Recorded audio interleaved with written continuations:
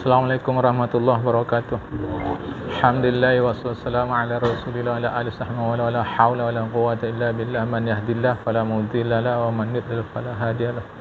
Qala al-musannif rahimallahu ta'ala wa nafa'ana bi ulumihi fid dharain amin tsumma qala wa ruwiya an Humaid an Juwaybir an ad-Dhahhak an Ibn Abbas radhiyallahu anhuma an sallallahu annahu qala halakal musawwifun. Hadis riwayat Imam Asbahani dalam kitab Tarhib. Wal musawif man yaqulu sawfa atubu. Rasulullah katakan, sanadnya saya tak bacakan lagi. Rasulullah mengatakan halaka, binasa, hancur, mati orang-orang musawif. Apa musawif? Musawif adalah orang-orang yang suka menunda. Jadi maksudnya adalah nanti aku tobat. Nanti aku tobat. Nanti aku tobat. Menunda-nunda ini disebut musawif. Tindakan yang menunda-nunda itu disebut taswif. Tasin waw yafa. Taswif. Jadi orang menunda-nunda ini, menunda tobat ini halaka, binasa, rugi, hancur. Kalau pakai bahasa kasar kita, halaka ini mampus. Jamaah. Supaya lebih cespleng makna itu. Jadi celakalah, binasalah, hancurlah orang-orang yang menunda taubat. Ingat jamaah, saya sudah sampaikan di pertemuan hari Kamis yang lalu, taubat tidak ada hubungan dengan apapun kecuali dengan dosa. Tak ada hubungan dengan umur, dengan tempat, dengan waktu, dengan apapun, enggak ada. Dia hanya ada hubungan dengan dosa. Nah, ketika orang tidak berdosa, maka tak perlu taubat. Masalahnya siapa orang yang tidak berdosa. Atas itu maka janganlah taswif, jangan menunda-nunda. Kemudian wajib manusia bertobat kepada Allah fi kulli waqtin, di setiap waktu, sampai datang mati. Maunya pas datang mati wahwa taibun, dia dalam keadaan bertaubat. Jadi jamaah, jangan sebut percuma taubat kalau masih buat dosa. Enggak ada yang percuma. Jangan bilang begitu. Karena Allah Ta'ala menerima taubat. Jadi taubatlah sepanjang masa. Mudah-mudahan pas taubat kita mati. Perhatikan surat Asy-Syu'ara ayat 25. Saya baca terjemahannya. Dan dialah Allah Tuhan yang menerima taubat dari hambanya, dan dia memaafkan kesalahan-kesalahan. Maksudnya, yatajawazu an sayyi'atihim, Allah lampaui saja, Allah maafkan. Allah tak tengok lagi kejahatan-kejahatan manusia itu kalau mereka sudah taubat dan rujuk. Rujuk sama dengan taubat. Karena arti taubat itu rujuk. Rujuk itu artinya kembali. Jadi ini garis tengah, kita belok kanan atau belok kiri. Nah, membalikkan kita ke garis tengah lagi, itu disebut taubat rujuk. Jadi kalau sebut yuk taubat, udah sama dengan kan, itu rujuk. Rujuk ke siapa? Tentu kita rujuk kepada Allah Subhanahu wa Ta'ala. Sebab orang yang berdosa sesungguhnya, maaf kata, sedang, kalau bahasa anak-anak kita dulu, sedang SKT dengan Allah Ta'ala.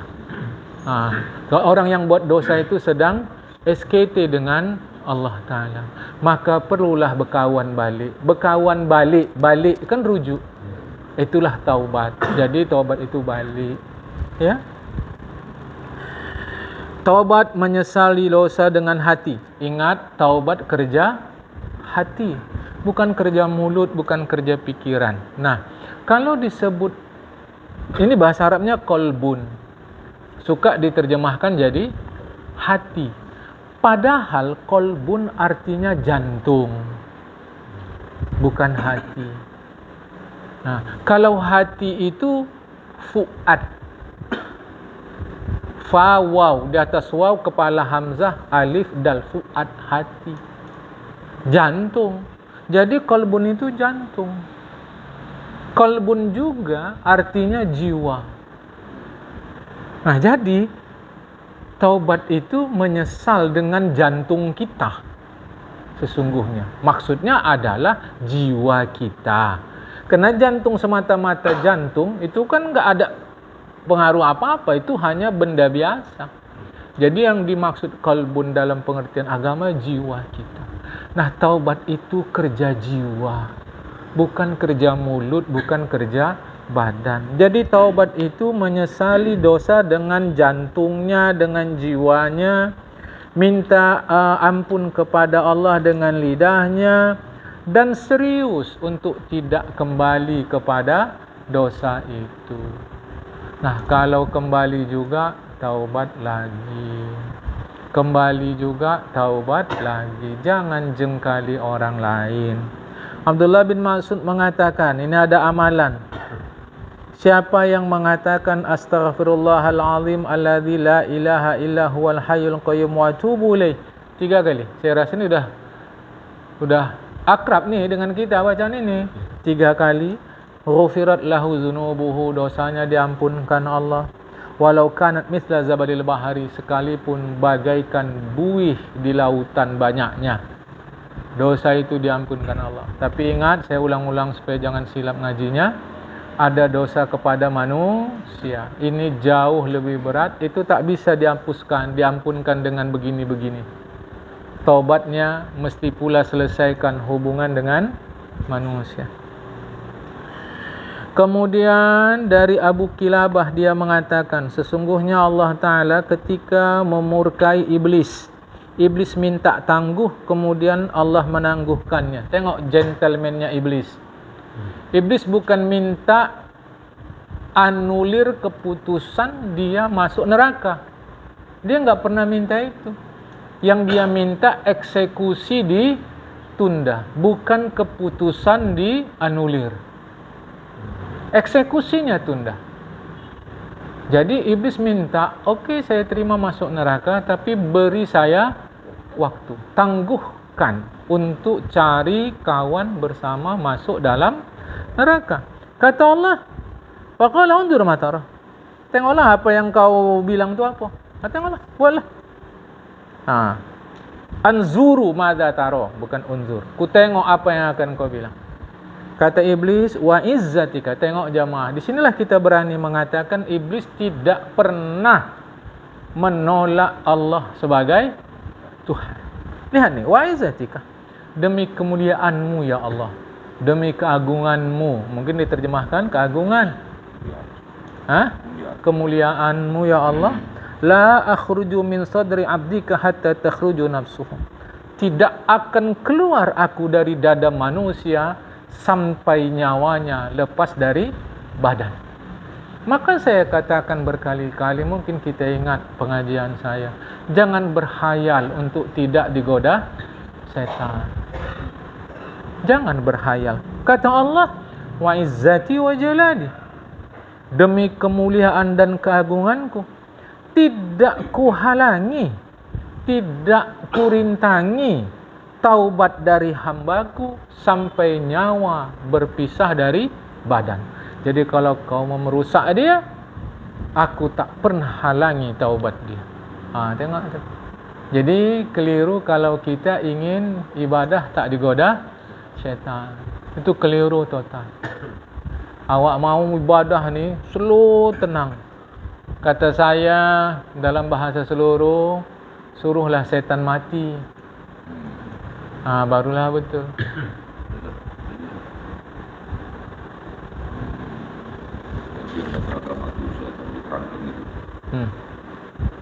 Termasuk dalam dada kita. Setan di kerangkeng.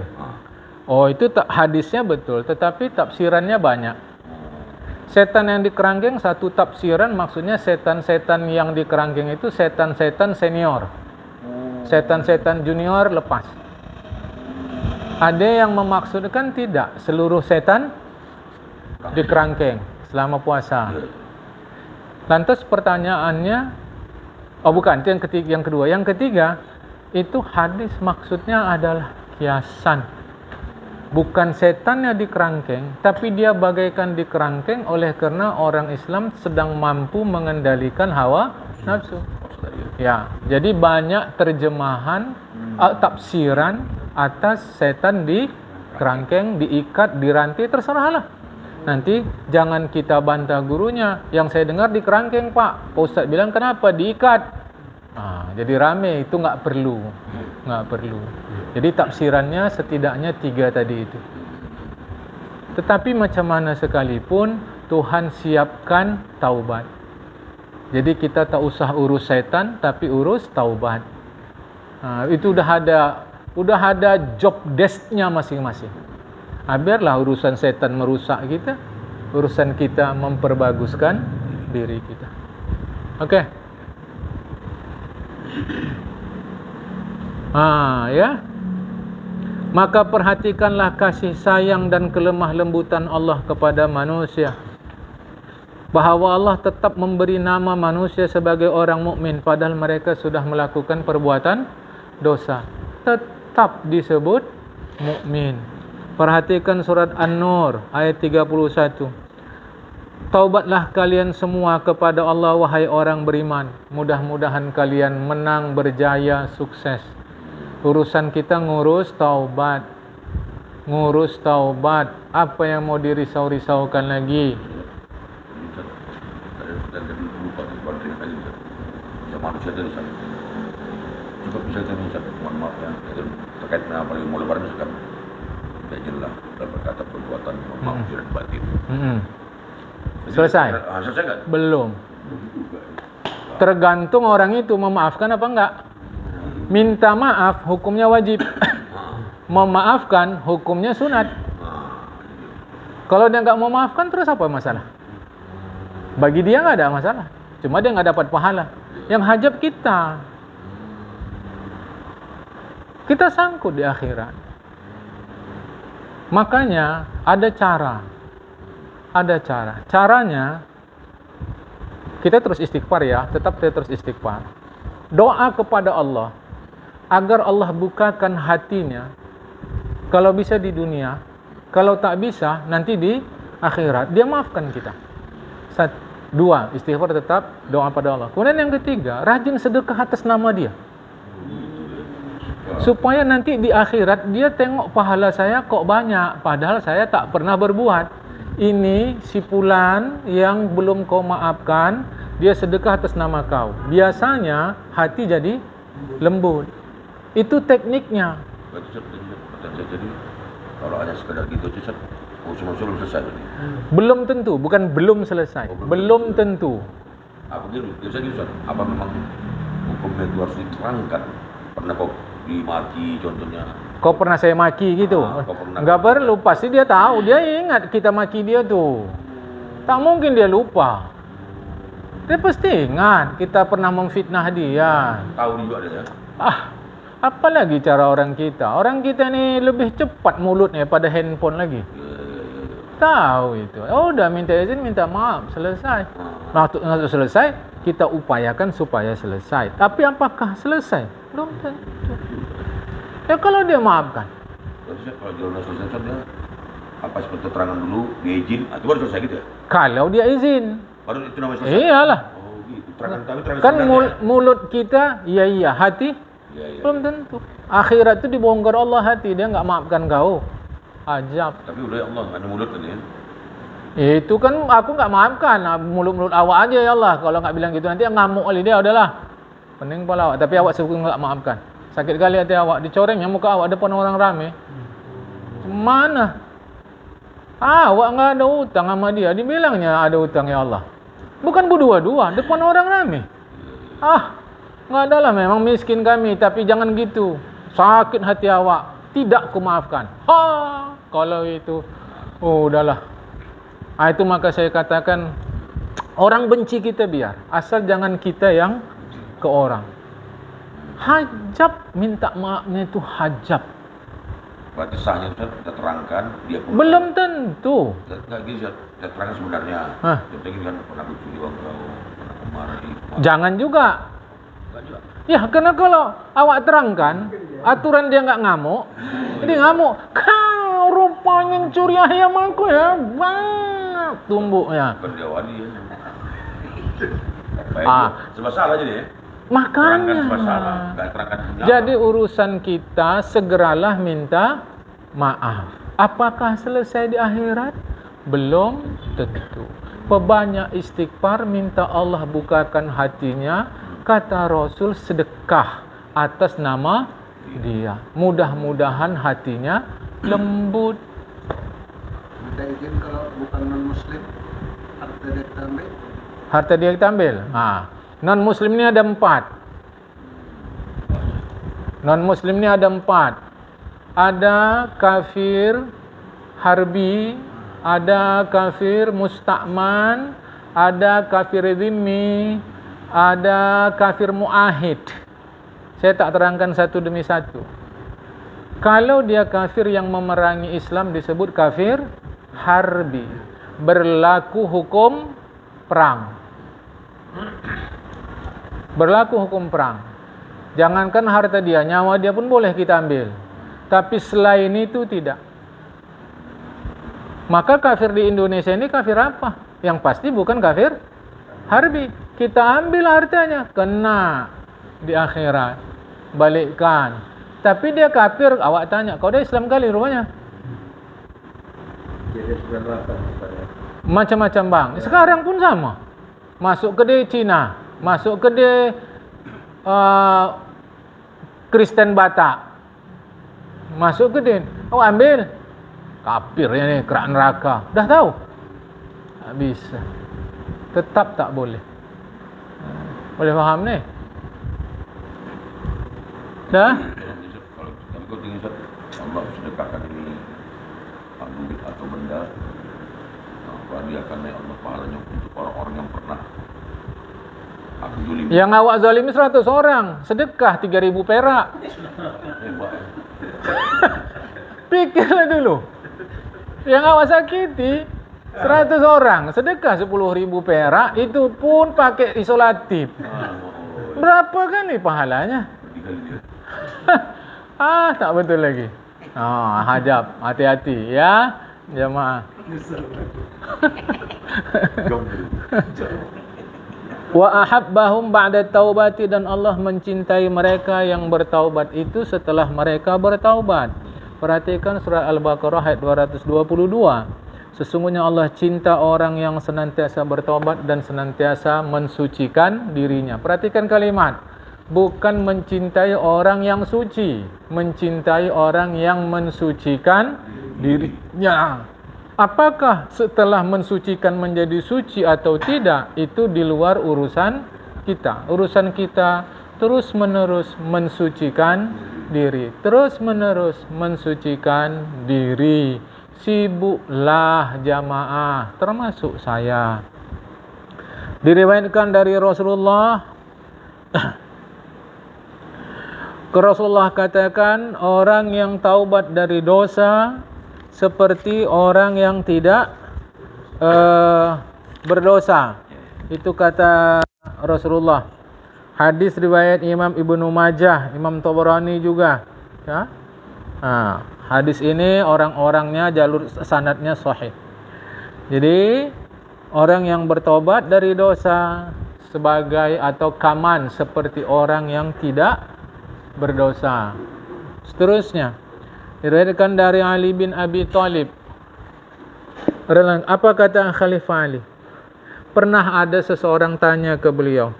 Kata dia, hajab aku dah buat dosa aku. Asabtu zanban. Aku dah buat dosa. Kata Khalifah Ali, taubatlah kau sama Allah. Kemudian jangan kau ulangi lagi. Perhatikan tu. Taubat kau kepada Allah, jangan ulangi. Jadi jangan ejek orang yang buat dosa. Kita ni sekarang aku buat dosa. Tak sangka awak. Pokoknya pelaku dosa juga kau, yang apa urusan kita? Tengoklah contoh Khalifah Ali.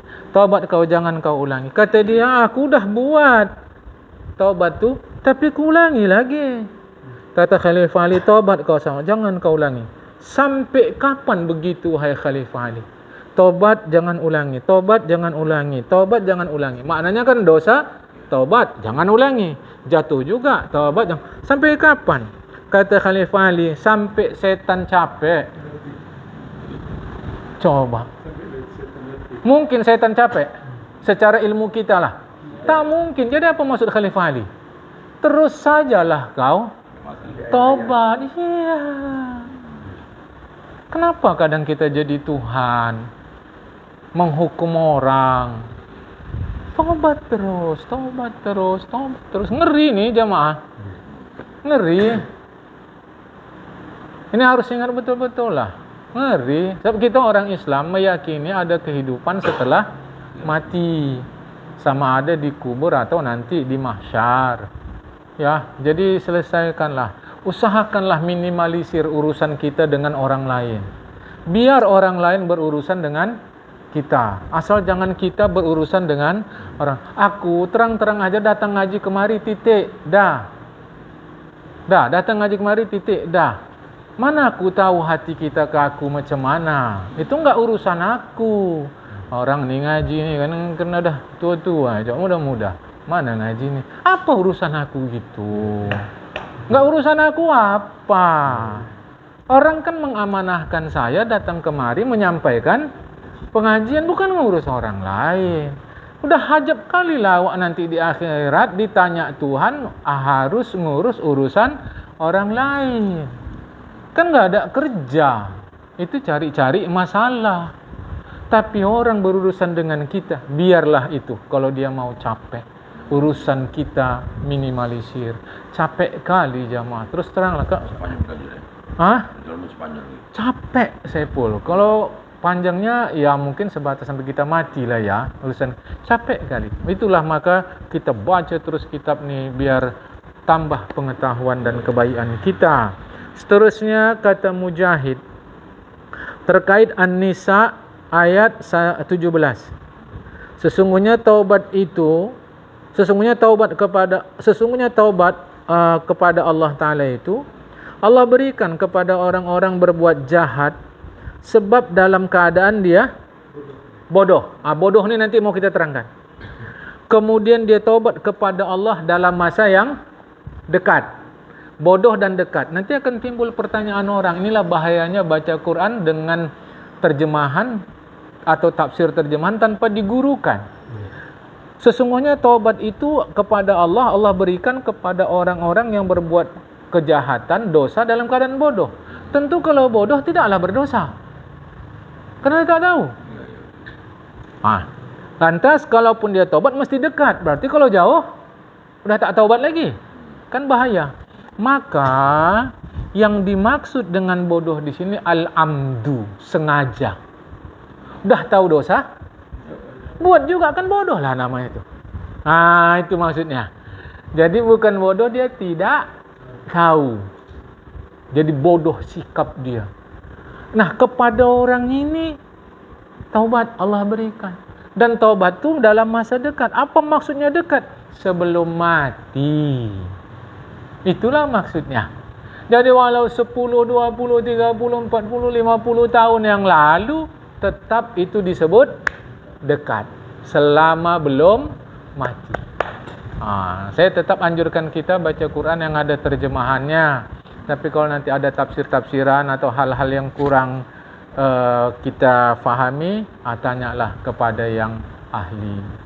Ya? Dah ya? Ya. Salah. Setan tadi, iblis tadi.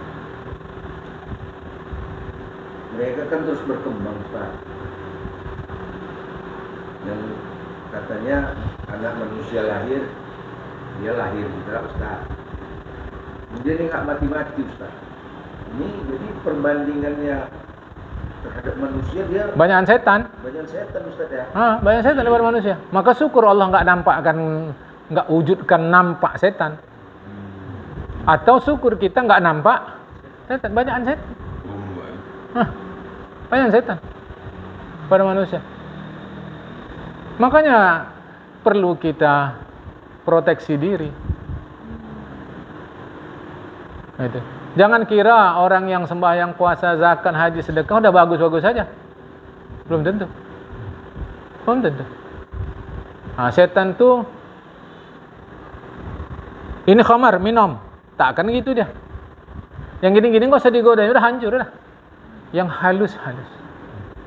Pikir awak baik padahal awak buruk. Itu masuk. Dia nampak kita tak nampak dia, akan hajab tuh. Kita tidur pernah mimpi? Pernah ya? Jawab pertanyaan saya. Di mana alam mimpi?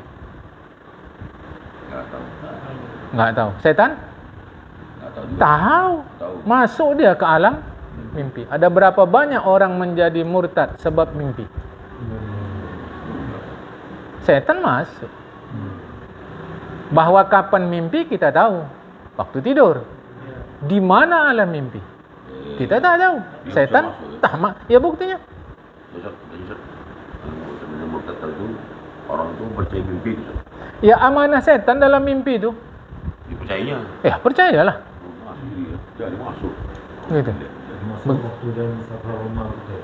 Bang? Mimpi ini dibenarkan ya Pak Haji? Iya. Ya, Bang Haji maksud tadi itu godaan setan waktu sakaratul maut. Memang mimpi itu masuk. Dibuatnya begini, ya kita percaya. Murtad. Iya. Oh, boleh. Izin Allah ya. Lah orang nanya nomor Togel. buntut. Mimpi kan? Ya. Berapa nomor ada? Ada di mimpi. Togel gelem. Dan tembus. Ah, Ya, mantap mimpinya 3 angka kata. Ah, siapa tuh yang masuk dalam mimpi? Setan itu. Tak, dia nampak kita, kita tak nampak dia. Alam mimpi dia masuk, awak tak tahu. Coba. Jadi sebetulnya kita ni banyak kali yang mau merusak. Tapi tadilah kita anggap kita dah bagus-bagus saja. Jadi gini Ustaz, kalau kita mimpi macam jumpa Rasul, jumpa Nabi, itu bagaimana Ustaz? Mimpi jumpa Rasul itu pasti betul. Karena setan tak bisa menyerupai Rasul. Yang jadi masalah apa hebatnya orang jumpa Rasul dalam mimpi? Enggak hebatnya apa dulu? Sekarang saya tanya, hebatan mana jumpa Rasul dalam mimpi atau alam nyata? Nyata lah. Semua dulu. Nyata. Saya pribadi alam nyata. Alam nyata. Oke. Sekarang jawab, Abu Jahal jumpa Rasul enggak alam nyata?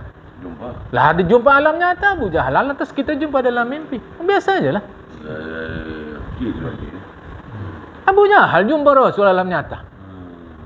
Tahu-tahu kita salut sama seseorang karena mimpi jumpa Rasul. Dibanding yang alam nyata lebih hebat lagi alam nyata. Apa masalahnya? Karena kalau orang jumpa Rasul berarti orang pilihan. Memang pilihan lah, mana bisa acak. Dipilih Rasul lah. Dipilih Allah. Ini kau jumpa Rasul dalam mimpi. Abu Jahal jumpakan Rasul dalam nyata. Apa masalah? Keluar fatwa Imam Nawawi ketika beliau ditanya, apakah yang mimpi bertemu Rasul hanya orang soleh? Imam Nawawi jawab, orang toleh pun bisa bermimpi bertemu Rasul. Lantas apa istimewanya? Iya, boleh. Istimewanya apabila orang melaksanakan yang disuruh Rasul, baru istimewa. Dan itu tanpa perlu bertemu Rasul. Iya. Berarti kau menghina Rasul. Wajar kalau kau paham gitu karena perut kau lapar. Jadi salah paham kau, kata awak. Mana kita bilang menghina Rasul? Kita mau pas hukumnya. Nah, jadi hati-hati. Karena orang belakangan ni kalau dah dia diceritakannya dia mimpi jumpa Rasul, cium tangan minta air sapu kepala. Nah, sadar nih. Jadi menafsir mimpi tak boleh Ustaz? Boleh. Boleh. Bahkan ada kitab Tafsirul Ahlam. Ta'birul Ahlam. Ta'birul Ahlam. Bukunya itu tentang tafsir mimpi. Boleh. Tapi mau hati-hati menafsirkannya. Bisa ceritain Ustaz ya. Bang, bisa macam-macam bang. Bagus diam aja ya. Ulama itu menyusun kitab takbir mimpi. Jangan. Tapi kita ni lucu, lebih yakin sama mimpi pula daripada Al-Quran yang nyata tu, dari hadis yang nyata tu. Kayak kita lah itu, itulah pikiran klinik kita tu. Dalam mimpi aku jumpa atuk berjenggot. Ngapa mesti atuk? Ngapa berjenggot? Limis nabong. Katanya awak ni harus rajin solat. Ngapa nunggu begitu? Al-Quran hadis dah kata begitu. Ikutkan itu. Itulah di antara yang dibersihkan Rasulullah itu. Lebih kuat percaya sama klinik-klinik begitu. Nabi kan bisa dicontoh disamarkan setan kan. Dan Allah pula bisa juga contoh. Lebih lagi kan itu. Kalau di perkuliahan kena usir ya ni dah. Kalau di kampus ya. Kalau di kelas saja kena usir ya. Dia mengakui apa Hanya Itu hadis Nabi, setan nggak bisa nyerupai Nabi. Dah titik. kepada Allah. Iya. Ini masa kena usir nih. Sedangkan tingkat Nabi dia nggak bisa. Oh, iya. Ya Ustaz kan? Iya gitulah. Ini bangsa kalau nilai kuliah D ini lah. Berarti saya cuma mengakui aja deh. Mengakui sama menyamar beda. Ustaz. Kalau ngaku siapa juga bisa. Oh iya boleh. Siapa lagi ngaku juga. Apa masalahnya? Paham nih semua dah. Oke. Jadi bukan kita sepelekan bermimpi bertemu Rasul. Nggak ada sepele situ. Tetapi orang yang baik bukanlah begitu. Orang baik itu orang yang mengamalkan yang disuruh Rasul, menjauhi yang dilarang Rasul. Kalaulah dengan bermimpi bertemu Rasul menunjukkan orang mulia, maka Abu Jahal mulia tidak? Mulia, malah dia bertemu alam nyata. Ini hati-hati. Ya, nah belakangan ini makin menyalah-nyalah aku tengok. Oh, dah dia cerita saya dah 6 kali mimpi temu Rasul. Nanti kalau awak tanya sakit hati, banyakan mana kau jumpa Rasul dalam mimpi, apa Abu Jahal jumpa alam nyata? Jadi kau samakan dengan Abu Jahal aku. Memang enggak samakan, kira-kira lebih hebat mana dia apa kau? Kata awak. Sakit hati lah tu. Singgung. Saya bukan sepelekan, tidak. Tapi ikutlah yang diajar oleh Rasul. Okey ya. Itu ada kitab tu, tebal juga, Ta'birul Ahlam. Tafsir mimpi. Kemudian Abu Hurairah bahawa Nabi mengatakan apabila seorang berbuat dosa, dia mengatakan Tuhanku, aku buat dosa. Atau dia katakan aku lakukan dosa, ampunkanlah aku. Apa kata Allah? Hambaku buat dosa dan dia tahu bahawa dia punya Tuhan yang mengampunkan dosa. Dia datang minta ampun, ku ampunkan. Tengok tu. Jadi kalau nengok-nengok petunjuk Rasulullah, mungkin kita masih ingat yang pernah saya katakan, yang masuk neraka sudah enggak ada kali baiknya. Gila kira-kira. Karena Allah Ta'ala luar biasa mengampunkan dosa kita. Semua ini kata Syekh Abul As-Samarkandi adalah kemuliaan untuk umat Nabi Muhammad SAW. Kemuliaan itu bahasa Arabnya keramat. Jadi keramat itu artinya kemuliaan. Tapi dalam pikiran orang Indonesia keramat itu benda-benda aneh. Keris, keramat, kacamata keramat, ini tidak. Yang keramat itu orang. Arti keramat itu adalah kemuliaan. Cincin keramat merah delima ya? Merah delima. Oh Allah. Batu. Masya Allah. Kuburan. Hah? Kuburan. Kuburan keramat. Medare. Tak ada tu. Tak, itu keliru semua. Ya. Wa kana fil umamil madiyah, umat sebelum umat Nabi Muhammad, kalau mereka buat dosa, di antara teguran Allah kepada mereka supaya mereka diterima, pengampunan mereka diterima Allah, Allah larang mereka makan benda yang halal. Semestinya benda ni halal, tapi kerana mereka buat dosa, dilarang oleh Allah. Itulah dia. Kita tidak. Apabila berbuat dosa di antara mereka, itu di depan pintunya atau di dahinya tertulis, si Fulan bin Fulan buat dosa, taubatnya begini-begini. Tapi hal ini Allah ringankan, tidak ada pada umat Nabi Muhammad sallallahu alaihi wasallam. An-Nisa 110. Orang yang berbuat buruk, buat dosa atau yang merugikan dirinya sendiri. Merugikan itu terjemahan saya dari zalim. Kemudian minta ampun kepada Allah. Pasti dia dapati Allah Tuhan pengampun, Tuhan penyayang. Wajib orang Islam bertaubat pagi petang. Kata Mujahid, siapa yang tak taubat pabila petang, pabila pagi, pabila petang, pabila pagi tak taubat juga, petang tak taubat, pagi tak taubat, maka dia termasuk orang yang merugikan dirinya sendiri. Merugikan itulah zalim. Rasa saya, susah kita untuk apa lagi bahasanya.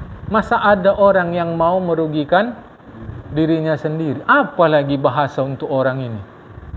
Coba jamaah. Jadi Begitupun kalau sudah terlanjur juga kita merugikan diri sendiri, datang kepada Allah, insya-Allah Allah akan ampunkan dosa kita.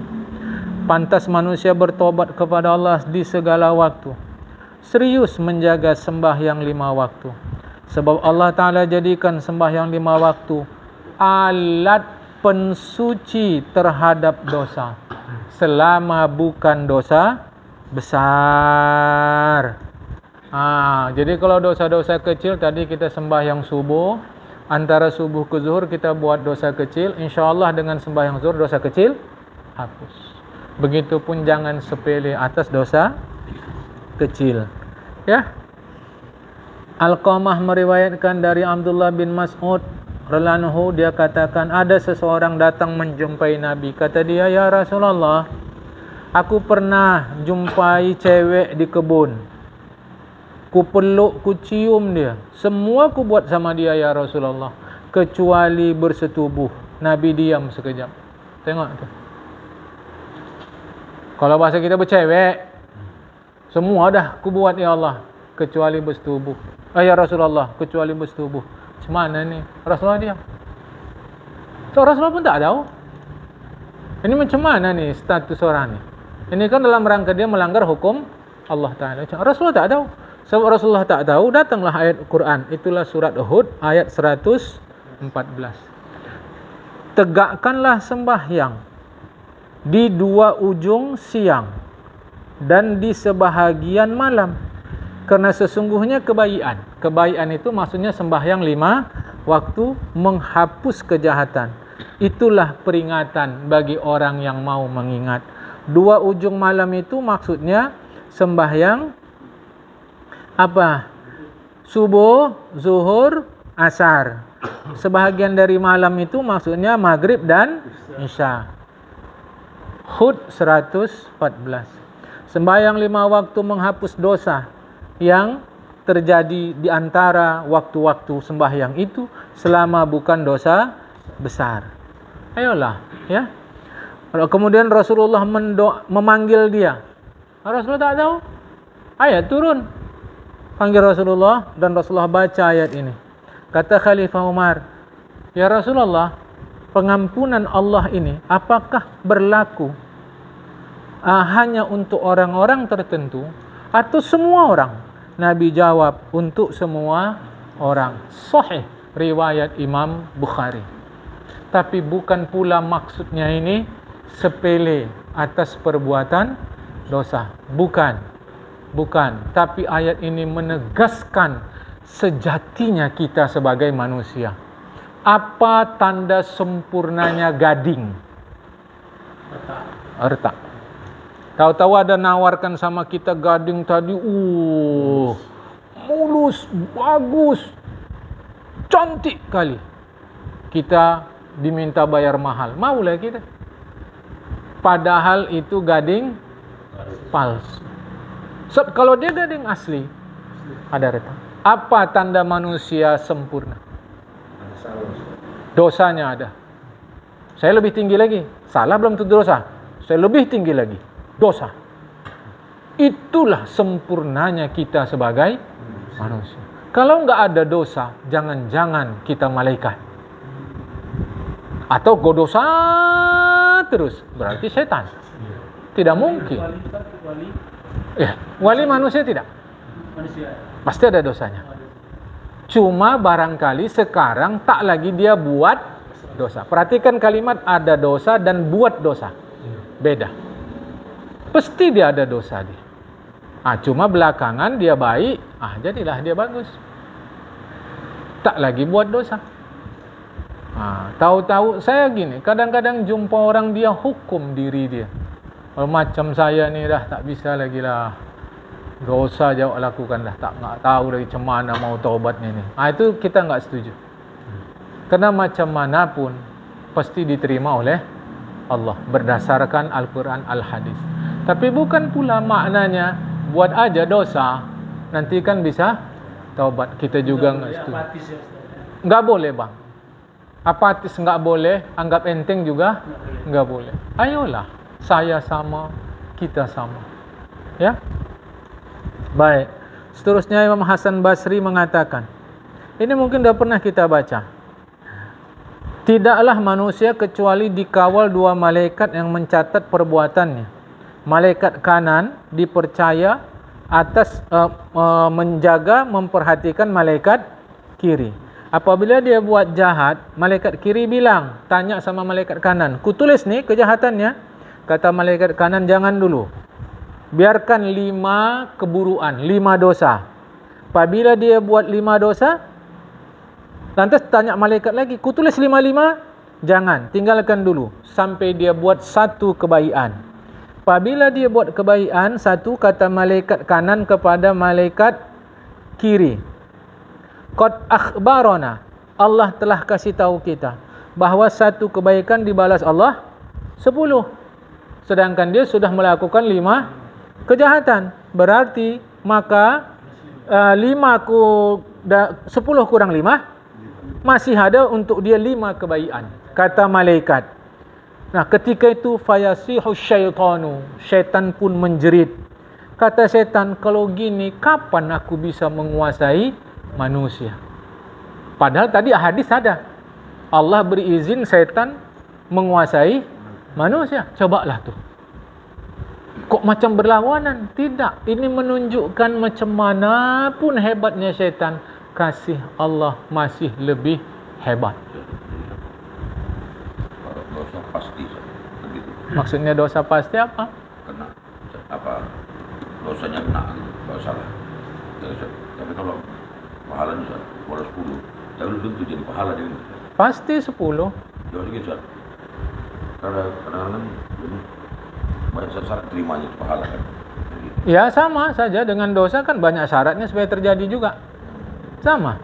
Jadi cuma nanti kalau pakai ilmu matematika, 1 baik dapat 10 pahala, 1 buruk dapat 1 dosa. Jadi 10 kurang 1 masih ada sisa 9. Kira-kira begitu. Tapi kan enggak perlulah kita matematikakan. Ya.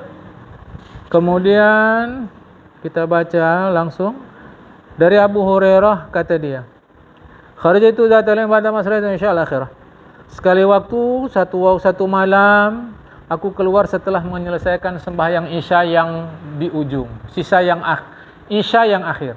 Jadi kalau nanti kita jumpa atau dengar guru mengatakan 2 sembahyang Isya, itu maksudnya Isya pertama, Isya kedua. Isya pertama itulah maghrib, Isya kedua lah Isya.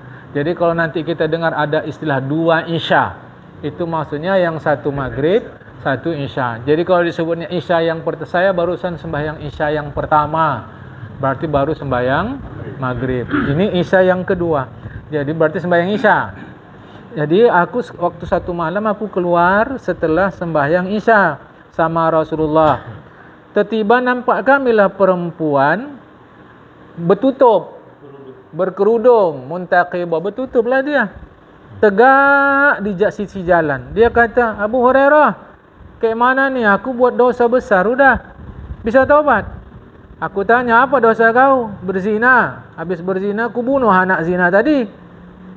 Lantas aku bilang sama dia, halakti, hancurlah kau, celakalah kau. Tak ada lagi, demi Allah, tak ada taubat kau tu. Tak bisa kau bertaubat lagi. Lantas kata Abu Hurairah, dia pun menjerit, pingsan. Tak berapa lama aku pun pergi, wa madaitu, aku tinggalkan, aku berjalan.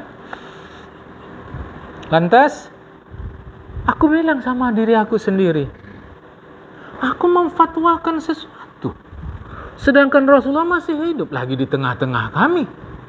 Besok pagi dijumpainya Rasulullah, dia kata kepada Rasulullah, ada perempuan pernah minta fatwa sama aku tadi malam, begini.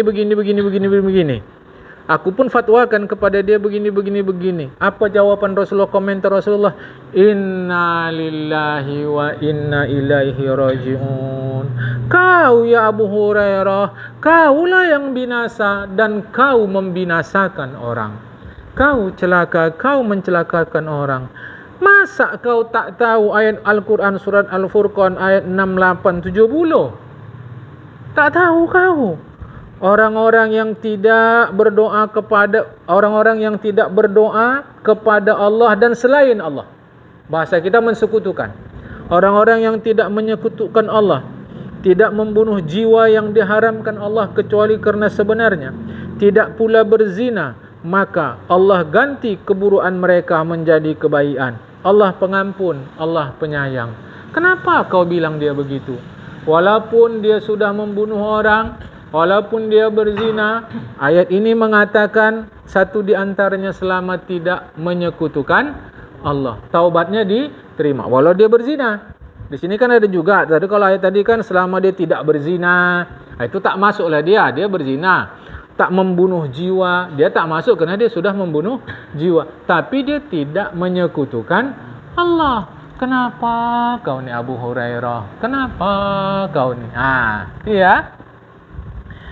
Kemudian Abu Hurairah bilang, aku pun keluar besok paginya, bukan besok pagi, aku keluar dari Rasulullah, ku telusuri gang-gang di kota Madinah. Aku tanya sama orang-orang, oi, nampak kalian perempuan yang pernah minta fatwa sama aku tadi malam? Apa kata anak-anak? Gila dah Abu Hurairah ni. Kerana dia asal keluar masuk gang, itu dia tanya. Asal keluar, jadi macam panik dia. Jadi anak-anak bilang gila Abu Hurairah dah. Sampailah dia di satu tempat, jumpa dia dengan perempuan tadi, dikabarinya lah kepada perempuan tadi petunjuk Rasulullah Muhammad sallallahu alaihi wasallam bahawa dia punya hak taubat, dia punya kesempatan taubat. Menjeritlah dia saking gembiranya. Kata dia, aku punya kebun. Coba dulu. Aku punya kebun. Saking senangnya. Kebun tadi ku sedekahkan untuk orang-orang miskin sebagai penghapus dosaku. Ini baru betul. Dia baru taubat betul. Kebun sedekahkannya. Ini awak dah salah sama 100 orang, sedekah 10.000. Pakai iso latih pula. Bagi coba. Aduh. Bang, doanya panjang kali, yang diminta banyak kali. Allah. 100 lama kapal layar.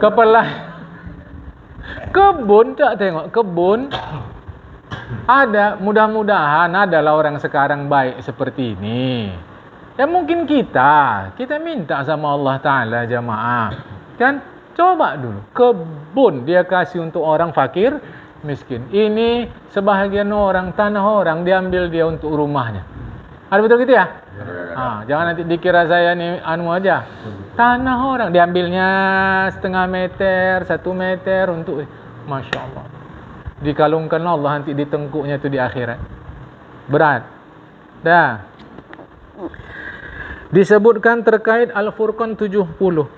Kecuali orang yang taubat beriman berbuat perbuatan yang salih yang baik, mereka Allah ganti keburukan mereka menjadi kebaikan.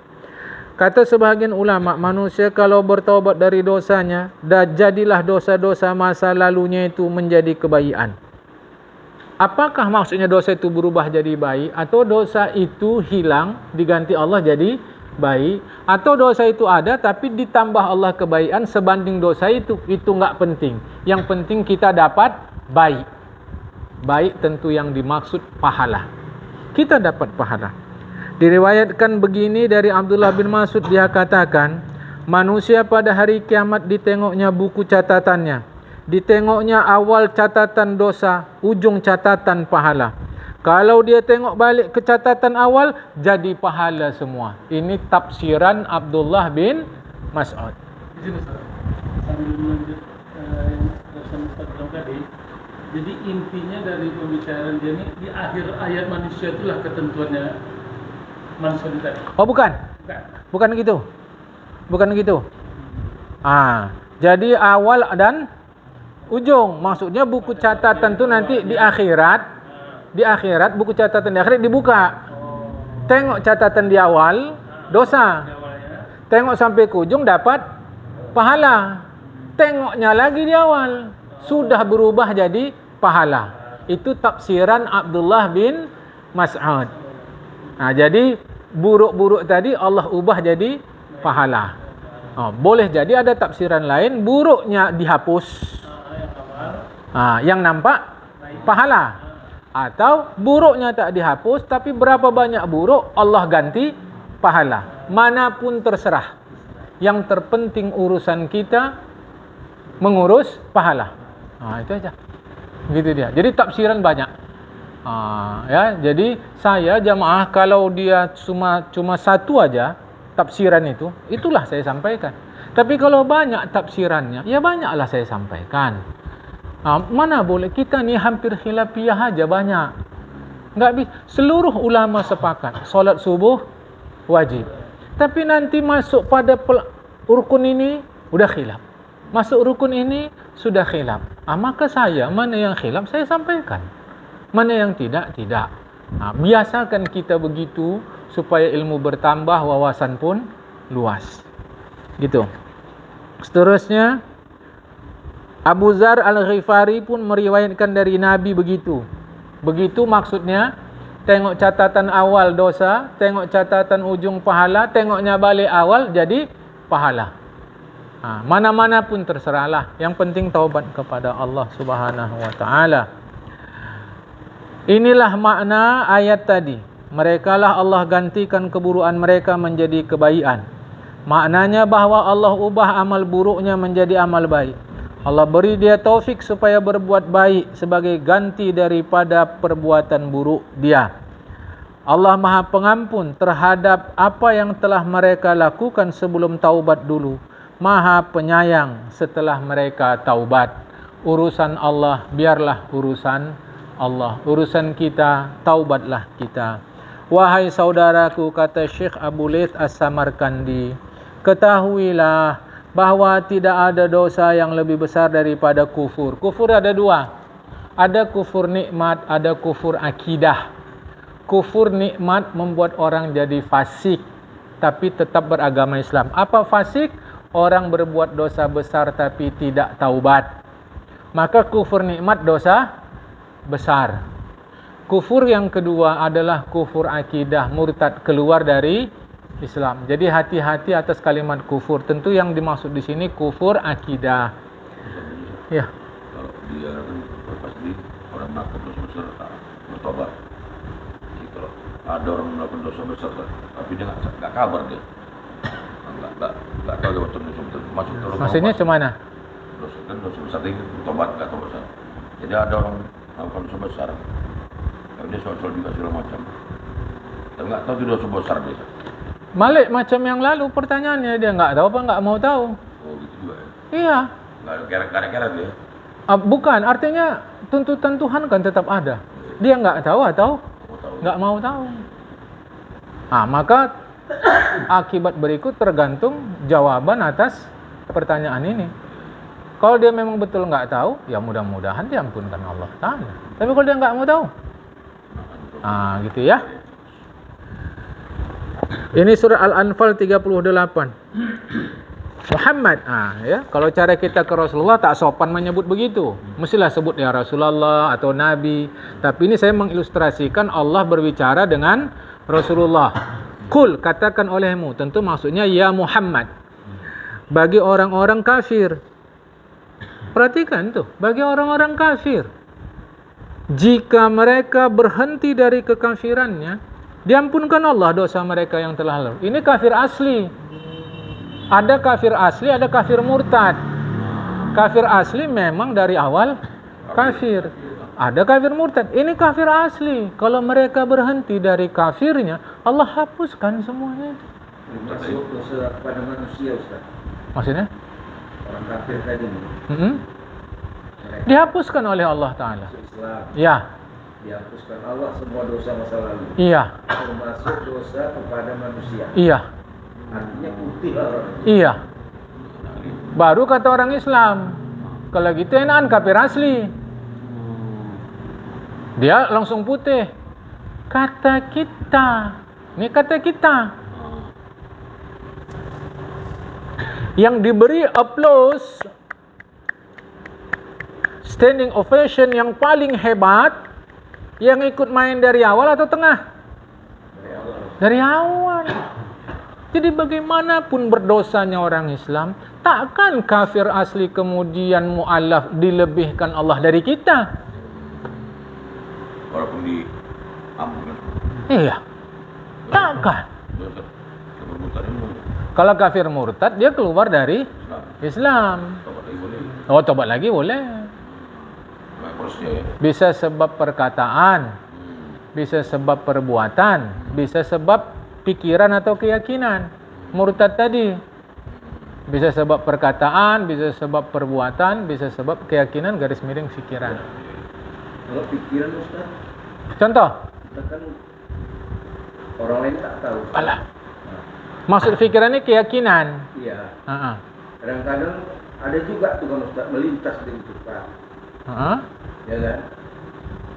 Terus pada saat ketika itu kita tahu sadar gitu Ustaz. Kita betul ini. Contoh konkretkan supaya mudah saya. Pikiranlah. Tentang keberadaan Allah. Pas. Gitu, Ustaz. Mm-mm. Ya kan? Ada tersangkalkan kita gitu Ustaz. Dalam akal, dalam pikiran kita. Seperti kita sangkal gitu. Nah, terus kita tersadar bahwasanya tidak betul. Ini betul-betul pure gangguan setan itu. Nah, ini pada saat kita sadar dalam kondisi itu, apakah ada efek terhadap keislaman kita itu? Enggak. Nah, Karena Imam Ghazali katakan enggak ada orang yang sanggup menghalangi datangnya lintasan. Itu di luar kuasa kita. Yang jadi masalah ketika lintasan kita sambut. Itu masalah.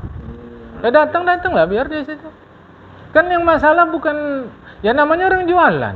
Dia tulislah diskon 80%, beli 1 dapat 3. Itulah urusan dia. Awak nengok, habis awak nengok kan awak olah sendiri. Cocok nih, 70% 1 dapat 3. Tapi awak dah janji sama si Fulan, bisa bilang nanti tuh, ini dulu. Kan yang ngolah kita. Lintasan tak ada yang sanggup menghalanginya. Ya biar lintasan datang, jangan diolah. Tahu apa? Tanggapi. Jangan tanggapi. Tamu tak diundang, jangan tanggapi. nah kalau terikutlah dia Ustaz. Terikut macam mana? Yakinilah tak ada Tuhan. Ya. Kan diyakininya. Iya. Ya murtadlah dia. Murtad. Terus untuk dia kembali lagi Ustaz. Syahadat. Dan tolak keyakinan itu dalam bentuk verbal. Dia nyatakan lah. Ucapan, nyatakan. Wajib syahadat balik. Karena itu kan hati juga Ustaz. Tapi jangan kacau, itu lintasan nggak usah disoal. Biarkan aja dia gitu. Jangan disambut. Itu aja. Sama yang kayak kejadian Palestina Ustaz ya. Maksudnya? Banyak orang macam-macamnya. Kenapa Allah anak tua selama yang bantu. Banyak anak bayi yang tewas. Kenapa Allah nggak bantu kan? Kenapa Kita bisa? tanya balik sama dia. Iya. Kenapa? Yang diserang Allah apa orang? Orang. Kan gitu. Yang diserang Allah apa orang? Kenapa orang tak bantu? Pas. Itulah dia. Salah satunya apa? Kau lah udah. Masa Allah pula suruh bantu? Tidak saja. Boleh terlintas-lintas tadi itu. Ustaz. Ya. Dia justru belum terima sadar. Sendiri aja udah salah itu. Ya sendiri nggak perlu depan orang. Orang dia sendiri. Tapi kalau kesalahan itu di depan orang, Baru orang. yang mengakibatkan dia murtad, layak syahadat itu di depan orang. Supaya jangan terjadi kekeliruan. Kau kan dah kafir kok, ngapain pula masuk masjid kok? Ya. Itu kira-kira gitu. Jadi kalau yang batin tadi Ustaz, Sendiri aja. Syahadat sendiri aja. sendiri aja. Kembali bersadar Syahadat balik. tanpa mengucapkan sama Sama siapa? Seseorang tadi ini, Hah. saya misal saya ini Sama siapa? tentang tadi. Ya sama siapa kita datang? Ustaz diulang kan? Aku bukan Tuhan. Bukan kan menyampaikan. Tunggu, ini lurus kajinya. Aku bukan Tuhan. Yang kita tolak dalam pikiran itu kan Tuhan, bukan aku. Iya, tapi untuk taubatnya tadi untuk Taubat ke siapa? Tuhan. Nah, datang ke Tuhan. Titik. Masa masih perlu orang? Maksudnya untuk Harus bersahadat lagi. Untuk apa? ya, tadi. Oh, Saksi. Maksudnya untuk menyaksikan. Untuk saksi. Nggak perlu. Nggak perlu saksi. nggak perlu. Kalau sendiri dia. Orang kita sendiri yang salah. Kalau umumkan Tak ada orang yang tahu. Oh. Tak ada. Kalau diumumkan orang ramai bang. Kecuali dia berbuat murtad tuh di depan orang ramai atau ketahuan orang. Dan orang tuh tahu dah murtad kawannya. Supaya jangan salah lagi, dia syahadat di depan orang. Itu dia. Dia tergelincir sendiri. Tak ada masalah. Tergelincir tak ada masalah. Sendiri. Taubatlah dia sama Sendiri. Allah. Itu dia. Jangan datang-datang sama orang. Kita sendiri sama Allah Ta'ala. Ustaz namanya Ustaz. Dah. Tanya dulu kok belum ini. Dah, kita tutup dulu nih. Fama dhannuka bima dunal kufri. Sedangkan yang kufur saja Allah ampunkan. Apa sangkamu kalau itu bukan kufur? Tentu lebih diampunkan oleh Allah Ta'ala. Sampai sini dulu. Kalau diminta sama Ustaz. Pertama terjadi itu sering pada dalam sholat. Itu dalam sholat. Dalam sholat itu masuk dia semua. Tanggap ini, tanggap ini. Di situ kan pada dalam sholat itu. Kalau sudah penopin semua Ustaz. Ya nggak usah dia pening apa dia pening. Itu apa? Dia pening kan? Sampai sini dulu. Assalamualaikum warahmatullahi wabarakatuh.